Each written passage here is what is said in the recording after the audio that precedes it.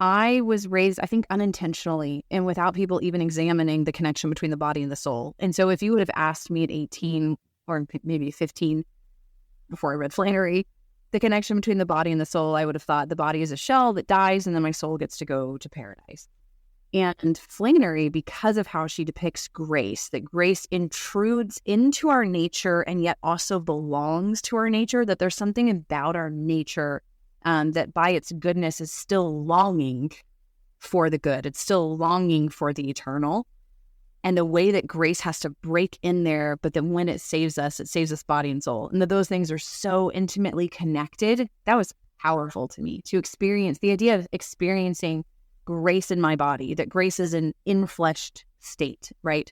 That my body is being sanctified while my mind and my heart and my soul are being sanctified. And that happens in her work. Things matters in Flannery. And she taught me so much about that, that I can hardly imagine how I would have been conceiving of theology without Flannery.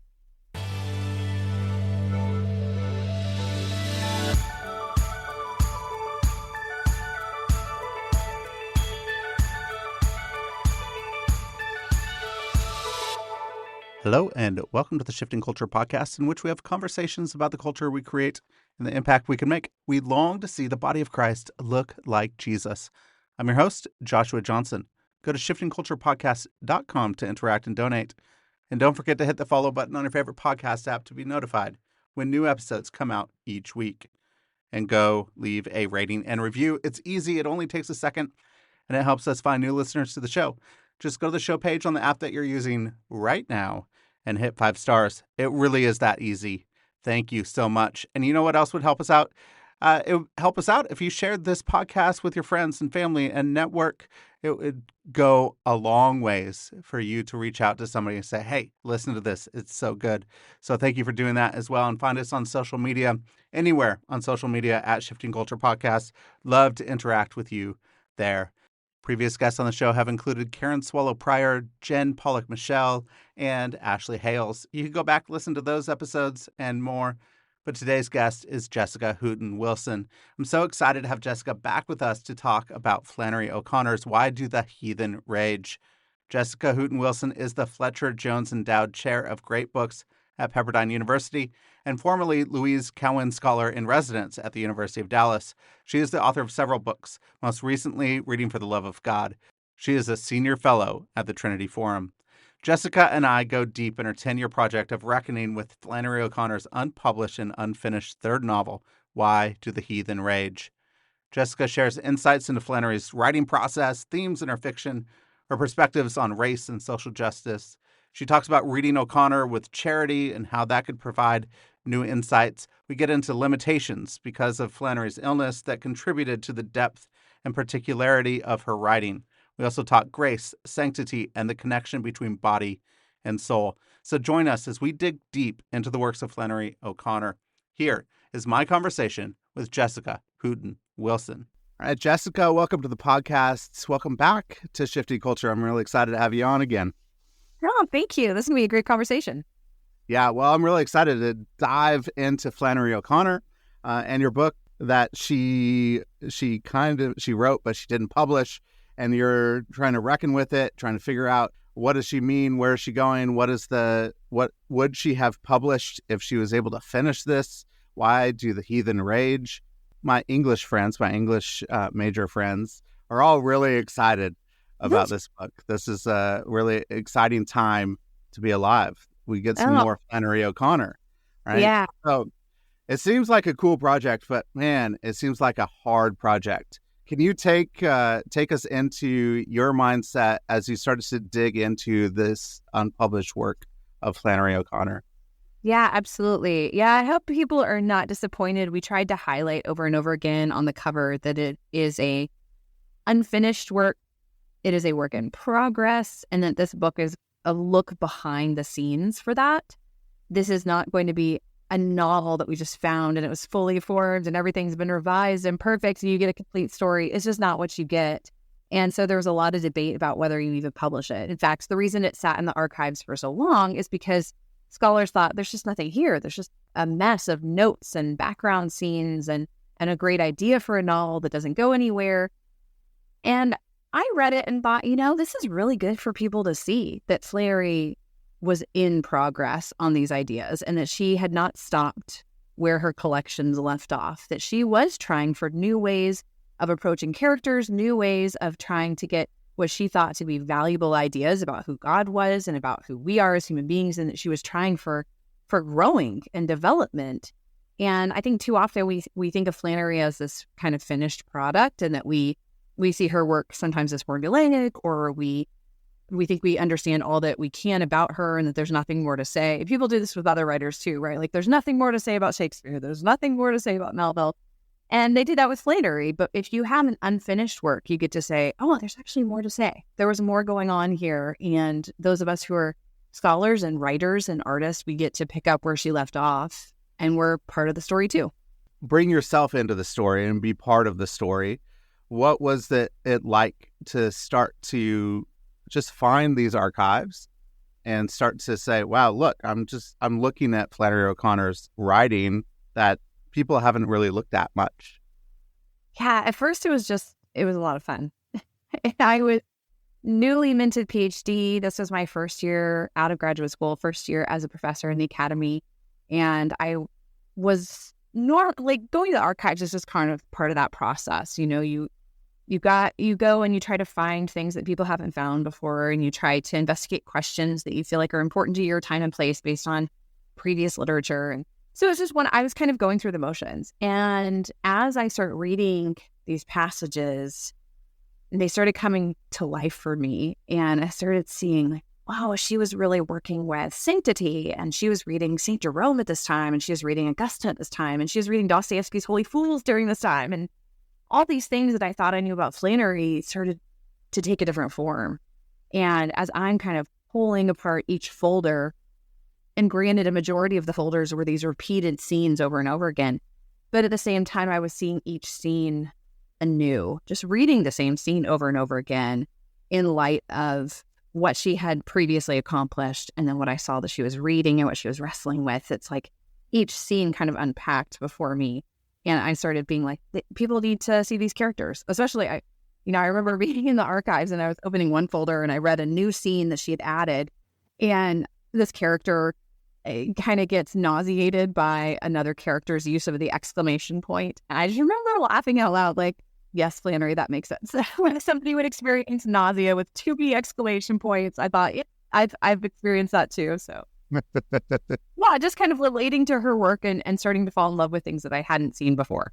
So as you started to dig into them, what are some of the themes that you thought that she was wrestling with through this project?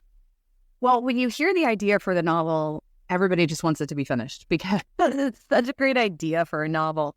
So she's writing this somewhere between 1960 and 1963. So people have to kind of take themselves back in time. In some sense, it's almost reading it in 2024, you feel like you're reading historical fiction, because it takes place, 40-something years ago. And when you read it and you get to see, she has her typical white intellectual Southerner. So anybody familiar with Flannery O'Connor usually has that character that's almost Flannery-esque, where the character, like Flannery herself, left the South, went off to get education off in the North, and then returns home and doesn't know how to belong to the group that he's with, doesn't know how to belong, in this particular case, to this segregated, racially segregated world in which people don't have education. They assume a hierarchy of class and race and gender. And he's trying to adjust himself into this, even though he's been educated, supposedly, out of it. Those are kind of a typical Flannery character. So in this case, his name is Walter. And what he does is he spends his time writing letters to other people, trying to pretend to be like them. But then also he's a little belligerent and condescending and kind of educating them as well in his own very negative way, very prideful, arrogant way. And as he's writing letters, one of the people he corresponds with is named Una Gibbs, and she's in New York. And she is someone who has burst through the ceiling of religion, and she has discovered the spirituality of everything and the connection between all human people. And so she has become an activist on behalf of those who are poor and those who are marginalized racially. And so he starts challenging that. And he says, you think you would love me, but actually and he pretends to be black to test whether she this white woman in the North can actually love him. And she says, I'm going to come meet you. You're going to realize that we can actually touch, that we can actually be friends or maybe lovers. We don't really know what Flannery's intention would have been there.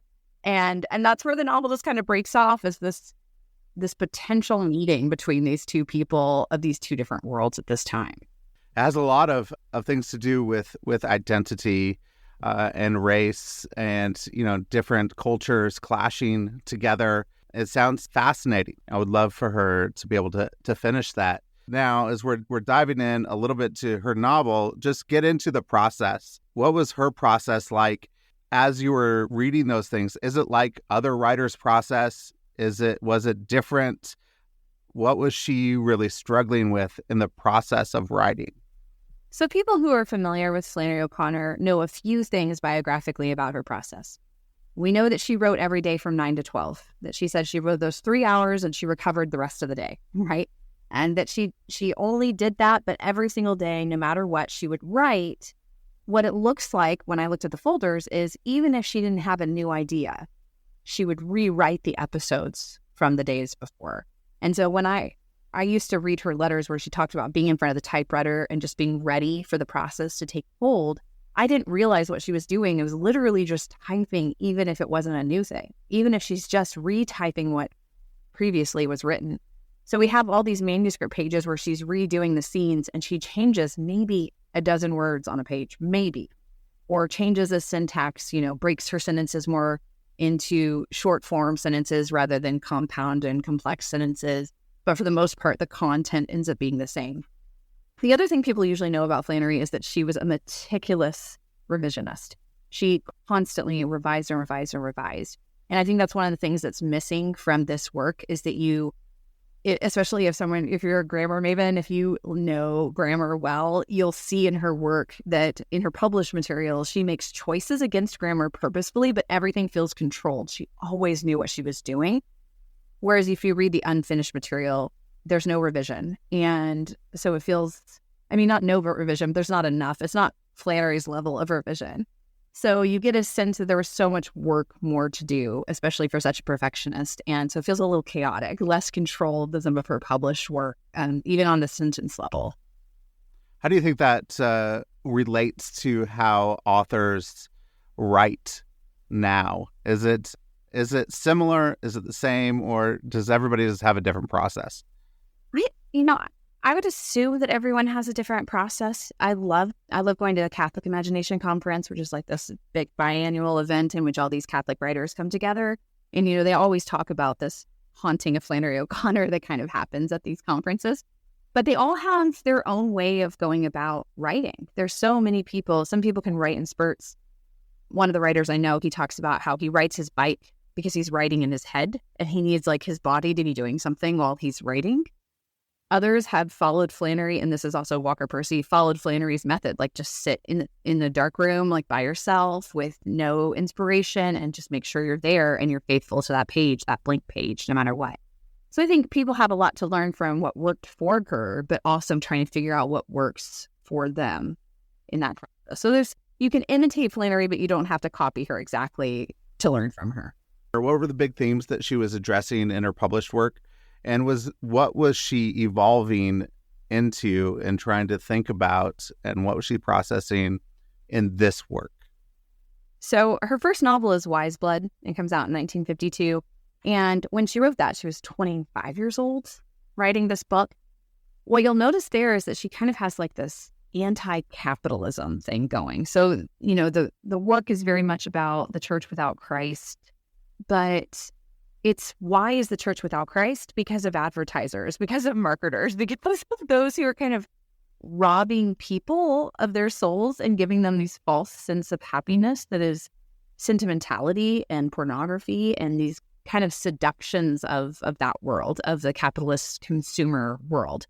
And so that novel is a different theme than I think later comes out in her work. So that's 1952.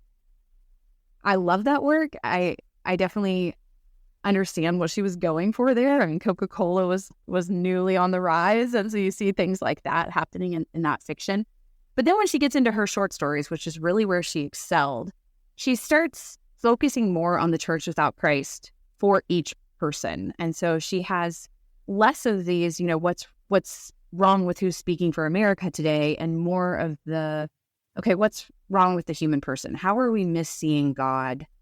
How is each person kind of blind to who they are and the self and the role that the self plays in the conversion experience? And so in those later stories, she is focused on really slamming her characters into the ground, into this moment of like self-awareness where they can see their own blindness and their own personal responsibility for that, and then how grace intercedes and helps them out. So she talks a lot about the truth is above us rather than below us, a God that we understood would be less than ourselves, whereas the truth is something we should judge ourselves against and not the other way around.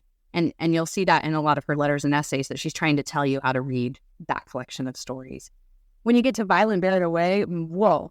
I mean, at that point, she is really digging into the extreme. What would it look to be on fire for Christ? So not just a moment of conversion to know that this is real and that God is there, and what does that mean for the personal life? But if he is, then how do you live fire for him? Like, how do you go and spread the gospel of mercy to everybody? And that's kind of the conviction that takes place in that work. She's then trying to see, like, how do you live this out? What does that look like? What crazy, holy foolishness would look like? At least that's how I read that. And again, I'm one reader of Flannery. I know there's lots of different readers of Flannery, so I don't want to reduce it and say that these are the only themes or the only ideas. But those are some of kind of the major themes that she's getting at. Her last collection of short stories were actually published after her death. And one of the things I'm constantly talking to people about as this book's coming out, they're like, how could you publish something posthumous? You don't have her permission. Most of what we have of Flannery actually is posthumous, including this collection of short stories that everybody considers canonical. Everything Rises Must Converge. She didn't get to see it published. And in fact, her complete stories, there's so many of them that we would not have had her permission to publish, right? That she pulled from publication, or she chose not to publish, and yet we published them anyways. So she's working with a lot of the same themes, and I think we can feel safe that she would have wanted us to publish everything she wrote, because she was just that kind of person. She wanted to get this stuff out there, and she leaves us plenty of material that suggests that. So as she was wrestling with that, why do the heathen rage? What were there themes that were evolving, and she was interested in something different? Yeah, I think so. So we have, I mentioned earlier, she's talking about these personal conversions and these moments of self-awareness. And some people say that she was getting at the more social justice. That's the language that people use. I think that's, of course, we're using language of today to talk about something in the 1960s. It's a little bit difficult to put the language backwards. But at the same time, those were the issues that were around her. That's what she was getting at. She had a TV for the first time in her house. She saw the Kennedy assassination. She heard Martin Luther Jr.'s speech, King Jr.'s speech. So she was like getting to see these things in real time, and they were affecting the way she saw the Christian life. So the Christian life was not just the personal and not just the living out of the prophecy and the living out of the kind of craziness for God, but also would have social ramifications.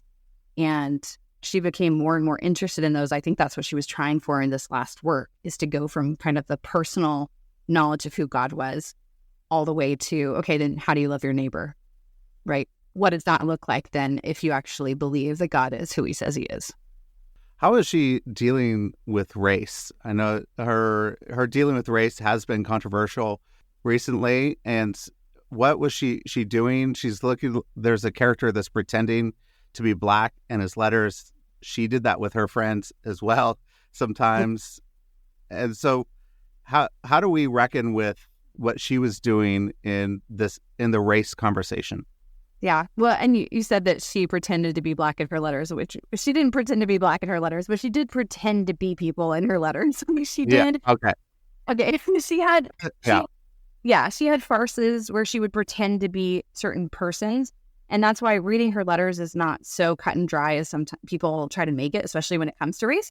So she would put on the persona of the bigoted, racist Southerner that she was around, and she would play that role in certain letters, but that's not necessarily evident of what she believed. We also, I think we have to differentiate between what Flannery thought or believed and what she wanted to think and believe. I know that sounds a little strange, but I give the example in the book, and to me, it's one of the most helpful examples just for my own life. I'm sure people have their own stories, but my husband and I, 20 years ago or whatever, we did not grow up in churches where women preached. And we would have told you, like the scriptures say, absolutely not, that you cannot have women preaching. Well, by the time we got married, we were both on this journey of thinking like maybe they can. But my husband was still very uncomfortable with it. He would hear people's arguments and he would go through the reasons of like, yeah, it would make sense to open that role up for women to preach from the pulpit.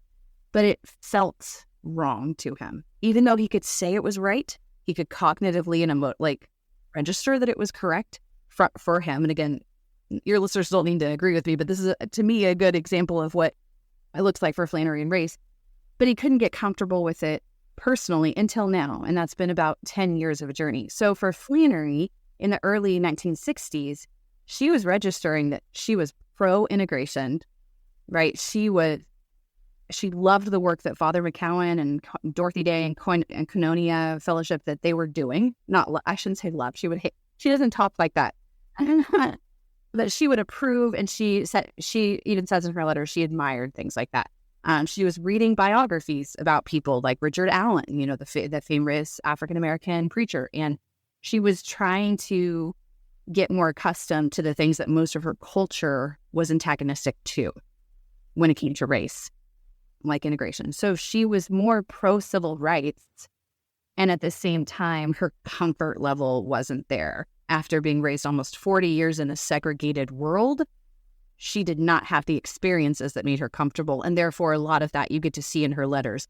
But when it comes to her art and her stances, she was trying to move us, her readers, especially those that she was around, and herself even, towards a place in which we could all see ourselves in one another, that we could identify this kind of common humanity that we had, and especially when it came to sainthood. And you see this in the story of Revelation, that we were all going to be worshiping God together, that we were all part of the Revelation vision of many tribes standing before the throne of the Lamb. So that is where her imagination was headed, even though people are more critical about how she practiced that during her lifetime. When we intellectually assent to something, we go, I know that's right. I know that's good, but I don't feel it in my body. How do we get from knowing something to living something? Yeah. So, if we look back in the history of ideas, why don't we see this? All the history of ideas. On the side, I haven't books for classes, like I can't help but see it in a tradition. But when you look back at the 18th century, you have this kind of move where we dichotomized it, where it was like, well, we can intellectually assent to that, and that's all we need. So you have the Enlightenment. And then you have, well, you can only emotionally register things that are true, and so you have the Romanticism. But by the time we have this move in which we recognize the necessity of both, that you can't, that the work of the intellect should not be a separate work from the imagination, and in fact, they should bolster one another. One of the ways of looking at this, like look at Dante and how the world of the Dominicans and the world of the Franciscans end up dancing around one another in heaven and showing each other how the imagination and intellect work together. And I think we see this in Flannery. What she was trying to do with her art is that she would think through something. She was always reading Thomas Aquinas. So it's a great example of Dominican intellect, your reasonescence to something. And then she was also, as an artist, reading von Balthasar, de Lubac. How does the imagination play out? How do you see these things embodied, right? And so she was trying to take us, as well as herself, from a place of, I intellectually assent to all people being equal.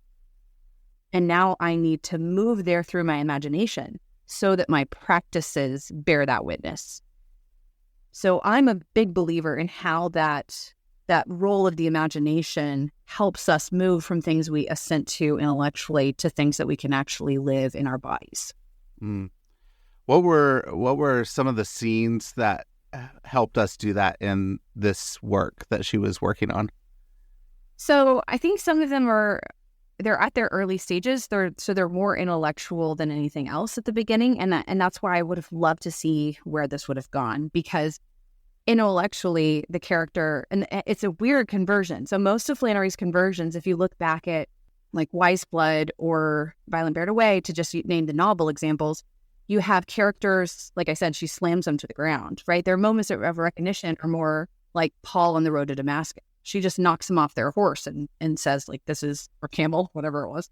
And she says, this is the light, and who is the God that you are persecuting? In this work, she's not doing that. She is much more converting someone like C.S. Lewis was converted. Here's all the reasons you should believe. Here's all the theology that this guy has read. And he has to just say yes, right? So it's a more cognitive move that she's making with this character. She said that she wanted to be like God's still small voice talking to Elijah in this work, and less about the slamming to the ground.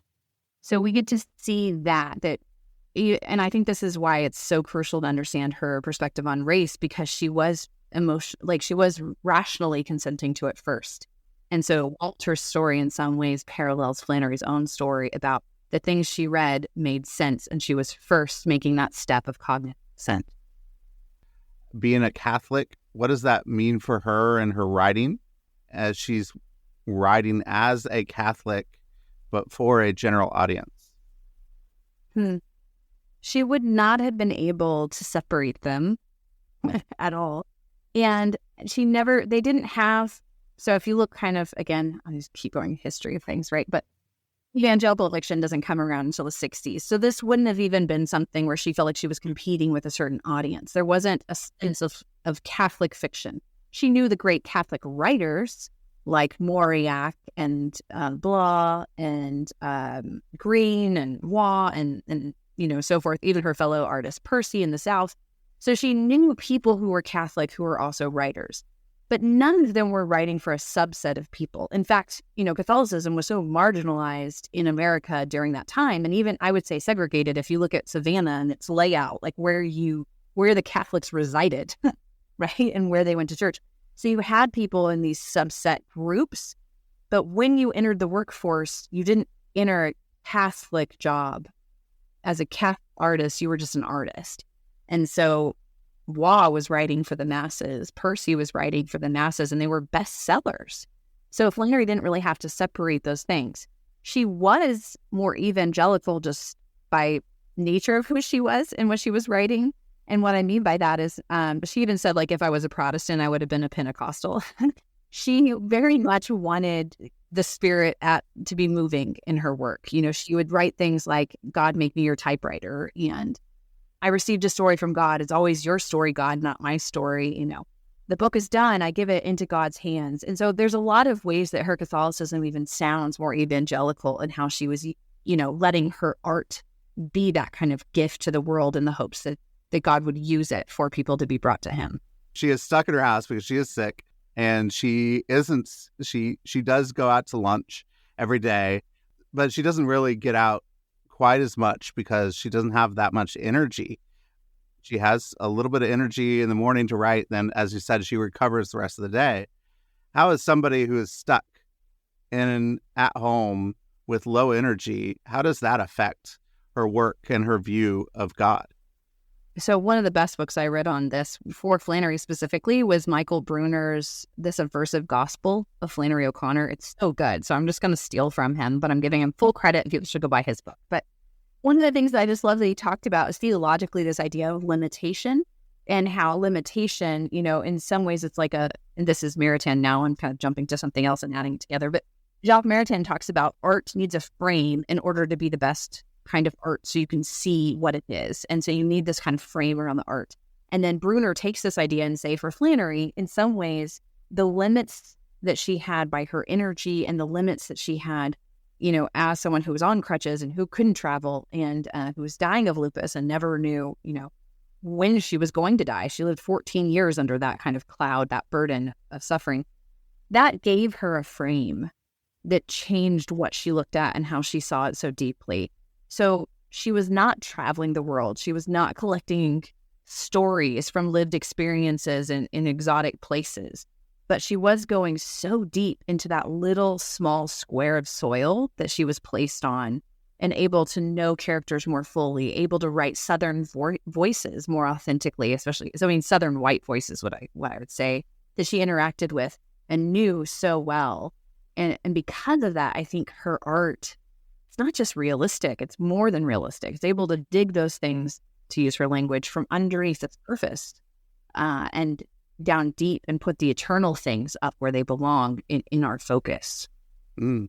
So what is the power of being in place and staying in one place and not being a wanderer, but being as Samwise Gamgee is in The Lord of the Rings, as a humble gardener, and saying, all I want is my little plot of garden soil here. Right. Yeah, I think the necessity of particularization rather than moving into a world of abstract or superficiality. So Flannery's a good writer on getting to see what this looks like and how it benefits people to focus on their place. I think Walker Percy's a good one to look at on the other side, who shows us the dangers of going outside of your place, right? So he has a character, being Spolling, who travels to Chicago, and he's like, you go to Chicago and you're a nobody nowhere. Whereas when I'm home in New Orleans, I'm a somebody somewhere. And so he has all of these characters that are living in the abstract world, that are living in different places, and they've lost that sense of who they are and what they're doing and what their road is and what their pilgrimage is. And Flannery hasn't lost that. She's able to go deep and not become a floating head, which is, some of the those would be the guardrails or the bumpers for Walker Percy. He was always trying to be like, I don't want to become a floating head. I don't want to be thinking abstractly. I want to live in the particularity. And she did that really well. Ethan Hawke made a biography of Flannery O'Connor. Just heard last week that it will get a theatrical release. And so someone picked it up and it's going to be out in theaters. And so I just saw that, just this last week, which is really exciting because we got to know a little bit more of Flannery and her biography. Do you know, where is he taking some of this? Where is he taking the story, this biography? What's he trying to portray in Flannery O'Connor? So I haven't had a chance to even read the script or see it yet. So I'm really excited about getting to do both. I do know that even in the process that people, I saw the early days before Ethan Hawke came on, Joe Goodman was the first person to kind of talk about doing the story of Flannery. So I got to see some of the earliest scripts from a while ago, and then just kind of seeing it kind of transform. I know that they're trying to do an integration of her art and her life, and not just how her fiction ends up being biographical, but I think what they're trying to say is, in some ways, the interiorness of Flannery is best seen in some of her fiction, right? Kind of the ways that she puts herself into the character relays or lets us know more about what was going on interiorly. Because if not, as Flannery herself said, a biography of me would be so boring because it would just be life between this couch and the chicken yard. Like there was not enough to have a great story. You don't have Joan of Arc. You don't have this massive saint story to get to write about. You have something very simple where most of Flannery's life is lived at a typewriter. So I think they're trying to say that what happened on the typewriter was much more alive, and that there was more story, there was more copy there than if we only look at what Flannery's biographical details tell us, which is very limited.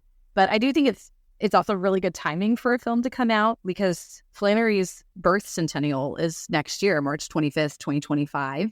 So we're about to be on 100 years. We have this unpublished novel that I'm putting out. I'm doing a great courses on Flannery that's going to come out with Amazon, with Audible soon. So I think there's going to be just a bunch of Flannery for people to get invested in and maybe reconsider her in a different way. Awesome. I want to talk a little bit about that then, with the great courses that you're doing. What are you trying to portray? What are you trying to get out? Why should we say, I'm going to sign up for Jessica's great course on Flannery O'Connor? Yeah, I think that she deserves a reconsideration. I don't think I realized how much that was needed until the 2020 discussions about race came out, and it was kind of like a headliner, like, how racist was Flannery O'Connor? And it was almost this expose or an attempted expose that Flannery was racist. And I just thought, whoa, I think I've been hiding under a rock where Flannery was celebrated and amazing. And I didn't realize that there was this very antagonistic other side that saw Flannery different and that read Flannery, I would say, poorly. So one of the things that I'm trying to do with this Amazon is to consider or audible courses, great courses, is why was Flannery so great? Why can we not just dismiss her and say she wasn't challenging, she wasn't a good writer, the hype is not what we find. The hype is not worth it at the end. And so trying to dig into some of her major works and her major themes and say, no, she is not just a writer of her time and place, but by writing about her time and place, she's actually given us something universal that we can pass on, not just for this generation, but for the next generation. And if we lose her, I think we're going to have a major blind spot still in how we view the church, in how we view each other. For me personally, the things that she's taught me about how I'm not one person, but I belong to other people, kind of the Nietzschean autonomous self, she deconstructed for me. She took that apart, that there is a danger to, you do you, or believe in yourself. Flannery takes that down in her work, and I think that we would go back to some of those blindnesses without her. Where's the intersection of grace in her work? Yeah, and this is, as a Protestant, I was raised, I think, unintentionally and without people even examining the connection between the body and the soul. And so if you would have asked me at 18 or maybe 15, before I read Flannery, the connection between the body and the soul, I would have thought the body is a shell that dies and then my soul gets to go to paradise. And Flannery, because of how she depicts grace, that grace intrudes into our nature and yet also belongs to our nature, that there's something about our nature that by its goodness is still longing for the good. It's still longing for the eternal. And the way that grace has to break in there, but then when it saves us body and soul. And that those things are so intimately connected. That was powerful to me, to experience the idea of experiencing grace in my body, that grace is an infleshed state, right? That my body is being sanctified while my mind and my heart and my soul are being sanctified. And that happens in her work. Things matters in Flannery. And she taught me so much about that, that I can hardly imagine how I would have been conceiving of theology without Flannery. And grace is very given unexpectedly to many of her characters. We wouldn't expect that this character would have any grace or be given any grace because they don't really deserve it. But she gives them grace, often shockingly so. I think there's a shockingness about her characters that then receive a moment of grace. Yeah, I would say, I don't think we recognize how necessary that is. But I was teaching a class recently and a student was trying to explain how he understood Augustine. And he said, we've got Augustine is realizing that you have to work really hard to be a good person in order to get to heaven. And I thought, okay, I'm going to tell you right now that 4th century father would have no idea what you're talking about, right? But just our misconceptions about grace, Flannery's correcting them. And she's more Augustinian. She is more along the lines of what you're talking about, that, we kind of go through the motions. Augustine would say, we're going through the business of life, where these daily things that we think are so important. And what Flannery does is, the reason she breaks grace in is to show us the givenness of this reality, that we're living out this gift. And in order to do that, you have to take these very ungrateful people and make them grateful, because they don't see what that they have as a gift. In order to do that, you usually have to have some sort of violence or shock that makes them realize their want or their lack, so that they can realize then the gratefulness of grace. What would you want to give the readers of Why Do Heathen Rage? What is your hope for them? What do you want them to get out of this book? I had someone recently ask me about when to read this. Do we read Flannery first, or do we read this book first? I understand that most people need to read Flannery's short stories before they would jump in to Why Do the Heathen Rage, because in some sense it's a completion. But I'm also kind of hoping it's a new way of starting with her too, that by getting to read this story in which she was in progress and that she was in process, they will go back and read her with a certain generosity and charity that I think is demanded. If I could say there's one problem with current ways of reading, it's the lack of charity that people read with. And I'm hoping that my Why Do the Heathen Rage reteaches us how to be charitable readers for reading Flannery or really reading anything, but that this book could be a caveat for that. Say a little bit more about that. Why do you think that there is a lack of charity? What is that for you? And what do we need? Why do we need to be charitable as readers? Well, again, the headline that I mentioned was 2020, how racist was Flannery O'Connor. So the fact that we can label people, you put labels on jars when something's done. You put labels on things where it's like, you know exactly what it is and exactly what to expect, and there's no more to be expected, right? And that's such a caricature way of looking at people that you would just say, this is the villain in the movie, this is the good guy in the movie. And instead, people aren't like that. There should be no way of saying this person is racist, right? As though they're finished. That to me is a lack of charity. But instead, to be able to go back to the reading of a work and kind of walk through even a short story. I think, think something like Greenleaf. In what ways am I like Mrs. May? In what ways am I like Mrs. Greenleaf? I actually, personally, when I read Greenleaf, I want to be like Mrs. Greenleaf. And most people, the first time they read that book, they think she's the crazy person, right? And they kind of really reduce her and say, like, she's the crazy person on the side of this manuscript. And you have to say, well, but it's titled after her. So maybe Flannery is trying to get you to reconsider how you see that crazy person. Maybe you're supposed to reconsider yourself. And the charity that you show to Flannery is either going to be reflected back to you, and you're going to be able to reread yourself with charity and grace, or not, because of the kind of ways that you were reading. So I think charity becomes this process by which, when we exhibit it, we are receiving it from the work itself. And when we instead read with certain skepticism towards her characters or reductionism, that's all we're going to receive. We're going to receive very little. And I think you see this in her stories too, that the characters who look at the world expecting very little or holding on so tightly to things, they miss out on the grace stories. Yeah. Yeah. What character do you love in Flannery O'Connor? Like, what are you may not be able to say your favorite character, but what are some characters that you really love that she has written? I wasn't just mentioning Mrs. Greenleaf on a side note. That actually is, like, I could print a passage of Flannery O'Connor and put it on my wall as like a regular prayer. It would be Mrs. Greenleaf. I love Mrs. Greenleaf. The statue of St. Teresa getting stabbed by the arrow in that moment of ecstasy, it's beautiful, but like St. Teresa looks gorgeous in that statue, and you see her in this moment of awe, and you just think, like, that's what the holy life looks like, and it's just beautiful and lovely. And that same moment Flannery captures in Mrs. Greenleaf, but you have this overweight woman in dirty clothes laying on the floor, screaming, Jesus, help me, stab me in the heart.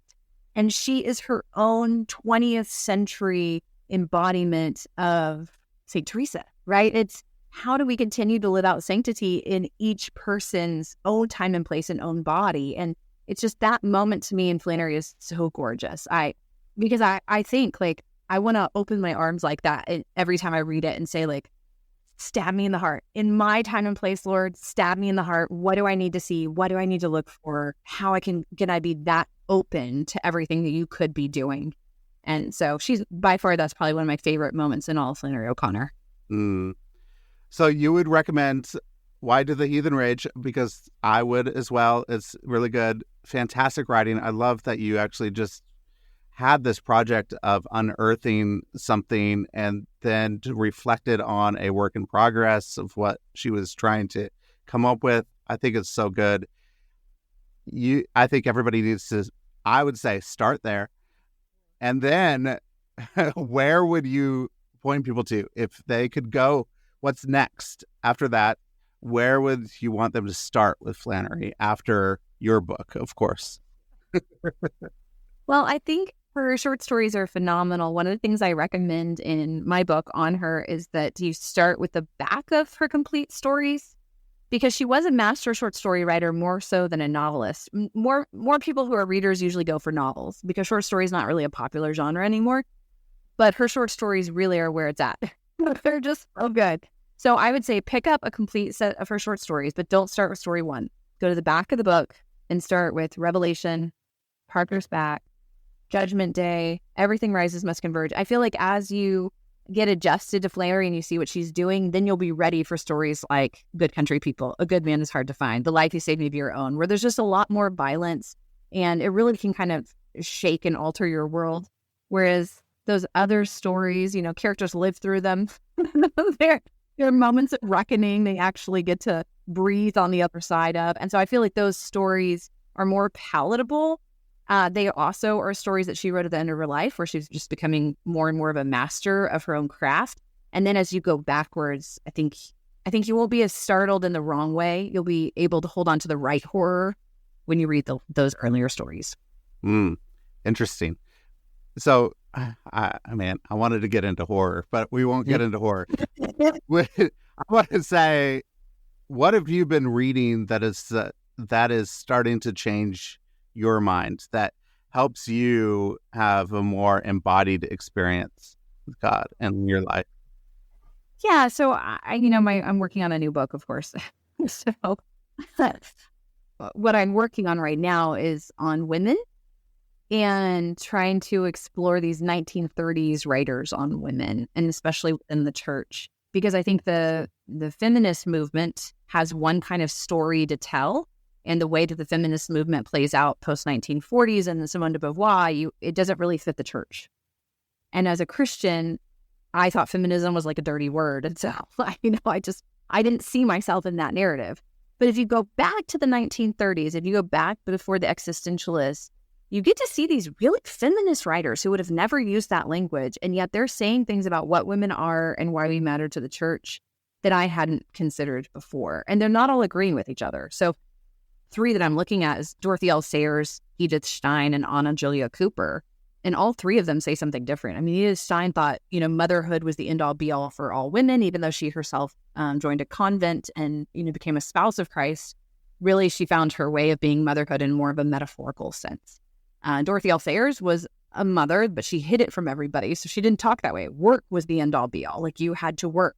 Anna Julia Cooper, for women were educators, and we were meant to be educators. And there's all these different ways of educating, with your heart and your head and your hands. And I just think, so she was more writing in a social construct of passing on to the next generation. And so just kind of wrestling with that, these different ways of what it means to be a woman and how to define that within a church setting that hopefully offers a counter to the feminist world, in which we have to become like men to be valuable, or in some of the conservative church world that I've been a part of, where women were second and not preeminent. And so trying to capture somewhere in between where we're rebelling against both of those. As Dana Gioia says, we're women are twice rebels, right? We can't be on either side of that. Where do we fit in the middle? And that's what I'm discovering right now.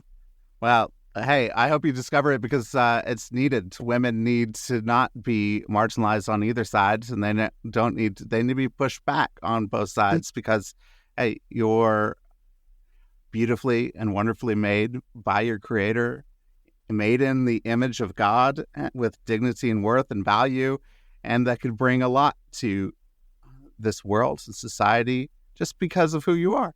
And so, of course, women need that. Like, that's who women are, because God has created you. And so I'm excited for that. Yeah. To work in that and figure it out, because I think the church needs it as well. Because you can't just say, oh, I don't like feminism, or hey, I don't like being second in everything. So it's a necessary thing to wrestle with and grapple with. How could people go out and get Why Do the Heathen Rage? Where would you like to point people to? How can people connect with you? Sure, absolutely. So I know Baker has it listed. It's for pre-order until tomorrow, which was probably not going to go. Probably not going to get it out by tomorrow. It comes out January 23rd, and so that's available. Some of my favorite bookstores, the Hearts and Minds bookstore is really good. 8th Day bookstores, those are 2 of my favorite kind of local bookstores that also have things available online. So that's where I would point people to. If you also want a signed copy, you can go to my events page and see where I'm going to be and get it signed by me to you personally. Or you can contact me via Twitter or email and send me your address and buy a copy from me, and I'll send you a signed copy. Awesome. That's great. Well, Jessica, thank you for this conversation. It was fascinating to dive into Flannery O'Connor and her writing and her work in progress. And I'm just really excited about people getting their hands on this book, because it is fantastic. You do a wonderful job. So the work that you did with this and the years of work that you put into it is well worth it. And I think it came out beautifully. So thank you for your work and what you did and bringing this to life for us. So thank you, Jessica. Yes, thank you, Joshua. I really enjoyed this. Thank you. Thanks. Thank you for listening to the show today. If you're really enjoying the show, please don't forget to hit the follow button on your favorite podcast app. You could do it right now. Just hit that little plus. And then I would love it if you would leave a rating and review on Apple Podcasts. So you could go right now to the show and leave a star rating and review and let us know how you are enjoying the show. And find us on Facebook and Instagram. So if you want to connect, interact, I post a lot of quotes and different things that you could actually interact with the episodes and let me know how you are enjoying the show. If you feel inclined to donate, there is a support the show link in the show notes, and it would send you directly to a page where you could donate so that new episodes can be produced for your enjoyment. So thank you so much for listening, and I hope you have an incredible week.